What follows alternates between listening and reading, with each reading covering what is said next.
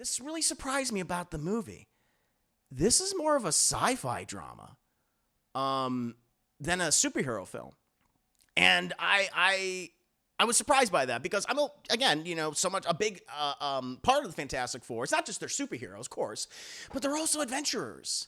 They're explorers of planets and far off galaxies and different dimensions and subterranean worlds, and that's on display in this movie a lot. But most of the movie, these characters are just talking to each other. Like having really nice conversation. Yes, there's certainly spectacle, but I was surprised by just how comfortable the film was and just having these characters sit down and have conversations, building those relationships. So when things happen to them, you actually care. So for those that don't know, I am a really big fan of the Fantastic Four, the comics. That is. I grew up reading the comics and collections, graphic novels of the Fantastic Four for decades now at this point. Reading the runs of Stan Lee and Jack Kirby, Mark Waid, Jonathan Hickman, who's probably my favorite Fantastic, Four writer. I just love those stories. I mean, Fantastic Four is such a rich history in comic books, in Marvel. It's Marvel's first team. It's Marvel's first family, featuring Mr. Fantastic, Reed Richards, the Invisible Woman, Sue Storms, the Human Torch, Johnny Storm, of course, Ben Grimm, the Thing. They are such fantastic characters. So much warmth. Just a fantastic dynamic who just go on these, they're not just superheroes, but they just go on these wild, crazy, immersive adventures, to far distant planets and different dimensions. They have an incredible, rogues gallery of people like the Mole Man and Galactus, Namor, and of course, infamously, Doctor Doom, who is my favorite Marvel villain of all time, one of my favorite comic book villains of all time. They just have such a rich history, and I'm very appreciative of it. I'm always trying to, recommend Fantastic Four to people. But I think there's been an issue with the Fantastic Four for quite a few decades now, and it's that the adaptations, specifically the cinematic adaptations, have been terrible. All the movies of the Fantastic Four, even though maybe I have an appreciation for one of them, they are so flawed, and so many of them fail to understand the foundational elements of what makes Marvel's first family so special. I mean, of course, you infamously had, Roger Corman's Fantastic Four, which was actually just made so one of the producers on the movie could just keep the Fantastic Four film rights. They had no intention of actually releasing, the film into theaters or on VOD, although pirated copies have obviously circulated since 1994, and it's available on YouTube, available on multiple platforms, and various clips are easily found online. So they failed in not releasing it. I'll tell you what, for the longest time, over the decades, I would point to Roger Corman's Fantastic Four in terms of adaptations, straight adaptations. It's the best one, just because it kind of, despite having no budget, cheap effects, some really corny stuff in there and some bad performances, it did kind of capture the heart and the family dynamic, that aspect, of the Fantastic Four, and I appreciate it for that. And again, the grand sense of adventure. They're not just superheroes; they're explorers, and they have very strange, weird, villains, of course. So it did have that. It did have that. And then, of course, you had, the second attempt to actually adapt them under Fox, and you had Tim Story's Fantastic Four. And outside of, Chris Evans as Johnny and Michael Chiklis as the Thing, I thought they were good, despite the material they were given. There was just so much about those movies I just didn't like. Again, it just seems so resentful towards the basic tenets of the Fantastic Four, and especially the dynamic between all the characters. Like, I hated how they adapted Reed, made him just a loser, a beta male, he was like, no, I don't know how to talk to women, like all of that. I just really dislike that. I mean, Jessica Alba as Susan Storm is so miscast. They got her under so much weird pancake makeup. She looks like a fucking ghoul throughout the entire film, and just the aesthetics and sensibilities of the movie just really put me off. And obviously with its sequel, Rise of Silver Surfer, Silver Surfer, which I guess you could say is the best thing, in that movie, I believe, played by Doug Jones, voiced by Lawrence Fishburne. So that was a highlight of the film, but overall, still just such a disappointment. How they treat Galactus in that is, I mean, it's mocked to this day. Turn Galactus into a giant fart cloud. But then you had Josh Trank's Fan Four Stick, easily the worst sim adaptation of the team. Josh Trank, his resentment for Fantastic Four, he just wore on his sleeves wherever he went during the entire filming of this entire movie, which was a shit show. For those that don't know, constant reshoots, which are very obvious. People wearing wigs, and they'll intersplice that with footage where they're not wearing the wig. Just tons of stuff like that. But instead of it being like a fun adventure with these people coming together as this makeshift family and having that sense of heart and warmth, instead it's more of a David Cronenberg body horror film. And certainly there's some body horror in the Fantastic Four, but it's never like overtly emphasized. It's outside of maybe like the Thing, of course. It's never the Thing that defines them, though. And it was just so dark and morbid, and at the same time took itself so seriously, where it was either like very boring, like just a slog to get through, or sometimes, I guess at its best, unintentionally funny. I mean, the source of Ben Grimm the Thing's, famous quote of "It's clobbering time" comes from the fact that his brother, played by Chet Hanks, would say that to him as he's beating him. It's just like, I was like, why? It doesn't make any sense. It's terrible. And for the longest time, I've maintained that Brad Bird's The Incredibles, at least that is the closest we ever gotten to a Fantastic Four film.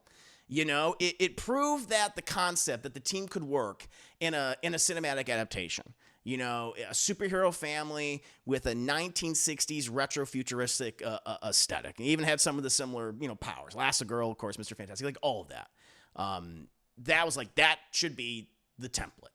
And for the longest time, people that have said like, oh, the Fantastic Four is lame, they suck, etc., etc. You've heard all before. I go, do you like the Incredibles? And they go like, yeah, Incredibles is great. I'm like, well, that's the Fantastic Four. And so I know I know it can happen. I know it could be made. And now we have this latest attempt at adapting Marvel's First Family. I suppose the fifth attempt, if you count all the prior Fantastic Four movies, from Roger Corman all the way up to Fan Four Stick. Does it finally manage to get right what those past films got wrong for the most part? Does it also just succeed at being just a really good superhero movie? Before getting into that, I do want to provide you guys with a bit of a synopsis to this film. There's a lot of mystery as to some specifics of the plot, and I'll be careful what I say and not say. But essentially, the story is, this takes place, it's 4 years, essentially like 4 years after being exposed to, cosmic rays during the scientific space flight. The Fantastic Four are pretty much the premier, or possibly the only superhero team of their world. It's not the regular MCU. It's not 616, in this case, a 1960s retro futuristic world. Their home is eventually visited by the Silver Surfer, the herald of the planet-devouring Galactus, who offers the heroes a choice. Give him what he wants, or he'll consume the planet and kill all of its inhabitants. I'm going to tell you guys right at the top. Marvel, Matt Shakman, who's coming off of WandaVision and all his collaborators, have finally done it. They have given us not only the best Fantastic Four movie, not exactly hard to do, given the past attempts, but they've also given us a movie that honors so many of the best aspects of the Fantastic Four, while providing us with a really warm and heartfelt sci-fi drama. It's vibrant balance of 60s aesthetics, it's character-driven drama, and the super science adventure of it all just make it such a breath of fresh air for Marvel and just superhero films in general. Like, I just want to take a moment just to talk about the aesthetic and production design. The film just embraces a sleek, wonderful, retro-futuristic style that pays homage to, of course, the original comics, but the classic sci-fi, but at the same time feeling very fresh, especially for like a modern movie. We don't often see this, from the design of things like the Baxter Building, to the cosmic set pieces in this film. The visuals just managed to blend scientific wonder with such like stylized flair. Also the use of color and lighting adds that energetic, just Jack Kirby style and vibrancy to everything. If you are a huge fan of Jack Kirby's works, of his art, it's on full display. This is the most Jack Kirby comic book movie I've ever seen. Like, I just love so much of the detail in this world, just from everyone's clothes to like even the ordinary citizens, of course.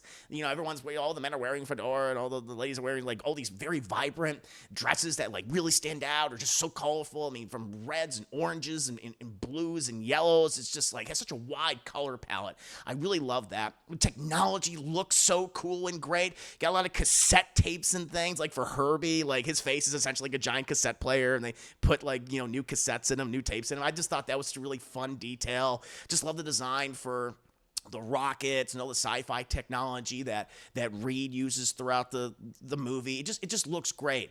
And also it's even like other stuff. It harkens back to that era, the 60s era, like the talk show. There's like this talk show that essentially like introduces the Fantastic Four to us. It explains their origin, because we've seen the Fantastic Four origin so many times at this point. I mean, 3 times now, and thus they kind of go through like a montage of the last 4 years of the Fantastic Four, what they've been doing, their achievements, the villains that they've gone up against, and everything, how they've established themselves, and how they're just beloved by not just the city they reside in, not just the United States of America, but the world. Like, they are the premier team of the entire planet. Everyone looks up to them. They're on cereal boxes. They have action figures, like all that stuff. People are always saying, "Thank you, Fantastic Four," and you feel that kind of, again, it's that campiness, but it's done with such earnestness that you can't help but smile. I love it. And the performances. Pedro Pascal, I think, out of everyone in the cast, like Vanessa Kirby and Evan Moss-Bachrach, and when Joseph Quinn were all cast as their respective characters, I thought, oh, great. They're perfect. But Pedro Pascal was the one where I was like, I don't know. He's kind of overexposed at this point. We've seen him in so much stuff. He has 3 movies out right now. Fantastic Four, which just came out, The Materialists, and the new Ari Aster flick, Eddington. He got 3 movies in theaters. And so when he was cast, I was like, all right, it just feels like such a safe choice. He was the one where I'm just unsure, and I'm very particular when it comes to Reed, because I feel like Reed is the one that's often let down the most in all of the cinematic adaptations, especially the more recent ones, like with Tim Story and Josh Trank. They just like clearly did not get the character.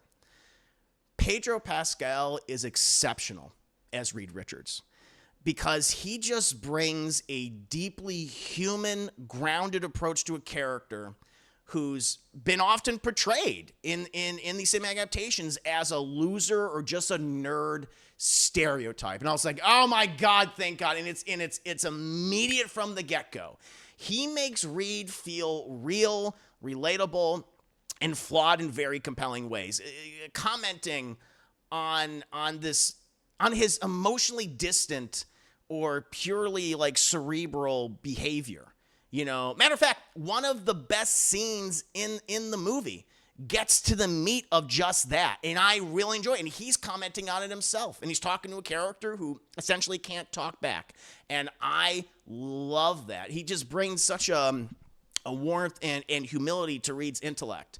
You believe he's solving quantum equations in his head, but you also believe that he cares. He just doesn't always know how to express it. And this Reed he's just filled with so many emotional burdens, like guilt over Ben's transformation, which is still there, fear of hurting Sue and everything that she's going through as a mother. More on that in a bit. And just the pressure to lead the team. Like, he's the leader of the Fantastic Four, and he struggles with that. Pascal just lets all those emotions simmer, beneath the surface with his performance, making Reed's just internal struggle just very compelling without ever essentially overplaying it. He makes Reed's inability to connect emotionally feel tragic and not arrogant at all. I really like that because you can make him extraordinarily arrogant and turn off everybody, but I love that they had it where it's sad that he sometimes can't, and he leans into that and he comments on that. And Pascal and Kirby, they have the kind of mature, strained, but loving chemistry that makes their relationship believable in the movie. You know, you feel the years of, in some cases, unresolved tension between them. The love that still hasn't faded, though. And just the emotional distance that neither fully knows how to bridge sometimes. You know, that dynamic is key to making Reed sympathetic rather than frustrating. And I just think Pedro Pascal nails it. You know, he turns what could have been a cold, distant role into a layered portrait of intellect, responsibility, and kind of the sad, quiet heartbreak. I really loved his performance in the film, and that was the one I was most concerned about, but I thought he was fantastic, and I want to see him as Reed Richards for a very, very long time. Vanessa Kirby, I think she really shines as the Invisible Woman, as Sue Storm. She brings a mix of, like, you know, grace, a lot of emotional depth to the character, quiet intensity, you know, to the role, qualities that are essential to making Sue Storm just who she is, you know, taken right from the comics. You know, she's often the emotional anchor of the Fantastic Four, you know, torn between the loyalty to her team, you know, frustration with Reed's, you know, emotional distance sometimes. And again, like, especially in this movie, her own evolving identity that she's going through, specifically motherhood, which plays a huge role in the film. She just turns a character that could easily be underwritten, as she often is in many Fantastic Four adaptations, from the Roger Corman film to the Tim Story movies, where it's just like, let's just see Jessica Alba's boobs. That's kind of what it is. And then you know, Kate Mara, most recently. But she again, taking that, she has just this, she's the emotional and strategic center of the Fantastic Four in this movie. And I really love that. And then you have Joseph Quinn. He's great as Johnny Storm, because he brings, like, I think, a perfect mix of charm, kind of wild charm, emotional depth, and just that, you know, that youthful energy to the role. You know, he's making the Human Torch more than just the team's comic relief in this movie. Like, because again, like, Chris Evans is probably, you can argue, is the best live action Fantastic Four that we've gotten, but, you know, they really leaned into he's the comedian, and that's always on full display, you know, throughout his entire performance. Johnny, in this, he's a little bit more laid back, and I really like that, you know. And again, like I said, he's just known, like, in the comics and even in other adaptations, known for his arrogance and his one-liners. But Quinn doesn't just reduce him to a joke machine at all. He knows when to pull back that bravado and shows the insecurity and fear that Johnny always has had. You know, moments when, you know, Johnny doubts himself or feels alone, I think, hit harder because of the vulnerability that Quinn sneaks in between the humorous moments in this movie. He has the adrenaline, he has the attitude, of course, but it never feels forced. His energy is very raw and authentic. He's still like a guy figuring himself out while sometimes pretending he already has. He's also intelligent. All the members of the team are intelligent. They're all, I mean, Reed, he says, like, well, you know, we're the best people for the job. You know, I'm the greatest scientific mind, and my wife is a brilliant scientist, and my friend is the greatest pilot in the world, also a brilliant scientist, and also, you know, Johnny is too. You know, he's intelligent and again, surprisingly more mature than any past iteration. And he also has one of the best moments in the film that I thought was great, which just involves him and Shia LaBeouf, the Silver Surfer, who I'll touch on in just a bit. And then you have Moss-Bachrach, who, again, he's always been good at playing tough guys with, you know, cracks in the armor, like, you know, Richie, obviously, you know, famously in The Bear. And that translates very well to Ben Grimm, you know, the ever-loving blue-eyed thing. You know, they touch on his loss of identity in the movie, the alienation, and ultimately the resilience, you know, of a man who becomes a hero. You know, he wears that on himself in the film. He also seems to have dealt with a lot of that grief and resentfulness, you know, in that time that we haven't seen in that 4 years. And personally, I would have liked to have gone deeper into that. Like, there's shades of it. It's like it's always there in the background. It's always maybe not the forefront of his mind. Like where it initially is, obviously, him dealing with being the Thing, of course, in many of the adaptations and stories. Here, it's more so in the back of his mind. He gets reminders of it. And in the future, I would appreciate that if that's explored even more. But it is there. It is on display. It's one of the. It might be because this movie obviously was edited and apparently like 30 or so minutes was taken out of the film. And I do wonder if some of Ben Grimm's scenes were removed because they kind of set him up with another woman who he's interested in, and they kind of go back to that a couple of times, but not nearly as much as I would have liked. I would have liked to have sat with that more personally. But he's still good. Outside of that, Ben's connection to Reed and the rest of the team is essential to his arc, and I think Evan Moss-Bachrach, he nails that. You believe his loyalty to Reed Richards, even when he resents what happened to him. He tells him, don't worry about it. But, a little bit of that is always there. And his chemistry with Johnny Storm is also a standout. Their bickering feels natural, affectionate, full of long history. It's not mean. It's not mean like how it might be portrayed even in the Tim Sturm movies, or certainly in the Fan Four Stick, where it comes out of fucking nowhere. It's just like, yeah, they used to constantly, go back and forth. Maybe they're a little harsher back in the day, but you can tell that they really loved it. Like in this, Ben Grimm, the Thing, he feels like the team's big brother. He's gruff, he's protective, and at the same time, he's never afraid to throw a punch or even a sarcastic comment. It's a very good performance. I just wanted a little more depth to him, and I wonder if some of those scenes were cut out. But perhaps they can do that in the future. And again, like when it comes to the entirety of the team, when they're together, their chemistry is one of the film's greatest strengths. These actors convincingly portray a dysfunctional but very loving makeshift family. The tension between Reed and Sue, the camaraderie between Johnny and Ben, and the group's love for each other consistently shines through. Their dynamic is the heart of the film. And that was, and again, that's what I think a lot of these other adaptations have always felt at, is making them feel like a family. Here, finally, they feel like a family. I was like, good. I'm glad you got that right.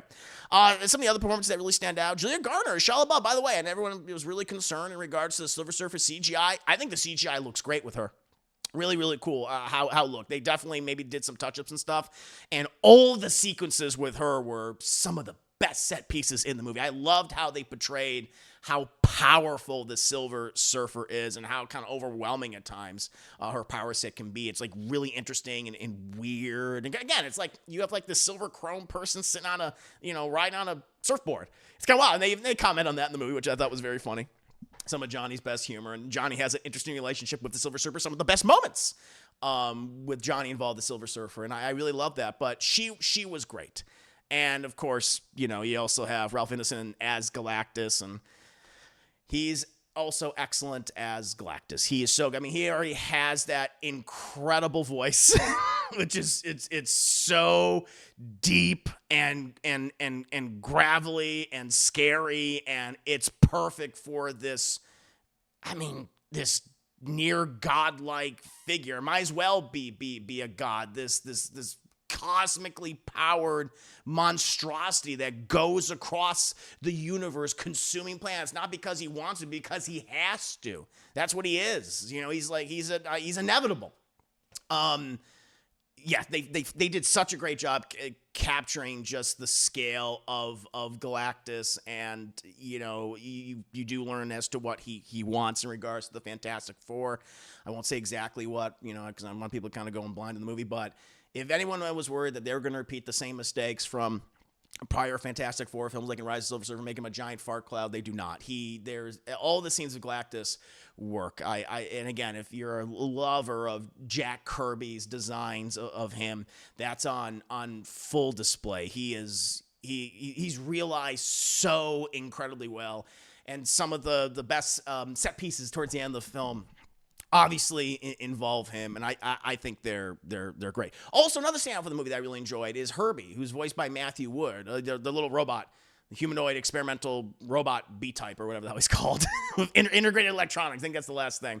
And he's typically like Reed's assistant, but he's kind of like he's helping everyone out. He's almost like the trustworthy companion of the team, of the family, and he has some great moments, and I love how he interacts like with the baby Franklin in the film. I thought was very adorable. So really liked Herbie a lot.